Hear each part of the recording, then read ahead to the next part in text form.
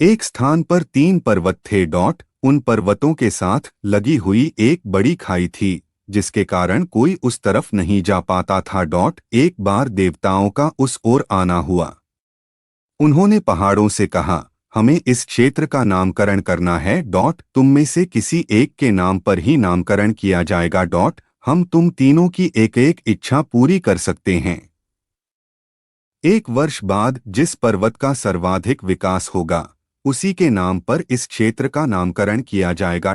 पहले पर्वत ने वर मांगा, मैं सबसे ऊंचा हो जाऊं ताकि दूर दूर तक दिखाई दूं। दूसरे ने कहा, मुझे प्राकृतिक संपदाओं से भरकर घना और हरा भरा कर दो। तीसरे पर्वत ने वर मांगा, मेरी ऊंचाई कम कर इसे खाई को समतल बना दो ताकि यह संपूर्ण क्षेत्र उपजाऊ हो जाए। देवता तीनों की इच्छा पूर्ण होने का वरदान देकर चले गए। जब 1 वर्ष बाद देवता उस क्षेत्र में एक बार फिर पहुंचे तो उन्होंने देखा कि पहला पर्वत बहुत ऊंचा हो गया था, किंतु वहां कोई नहीं जा पाता था।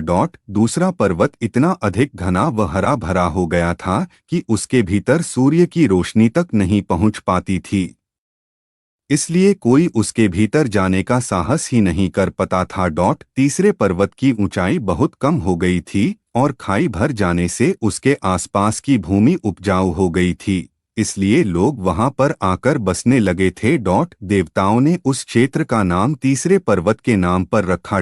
कथासार यह है कि हर किसी की निगाह में आने की इच्छा और शबे ऊंचा होना अहंकार का प्रतीक है। प्राकृतिक संपदाओं से भरा होने के बावजूद किसी के काम न आना स्वार्थी वृत्ति को दर्शाता है। अपने गुणों व धन का समाज विकास हेतु उपयोग करने वाला ही वास्तव में सम्मान का अधिकारी होता है।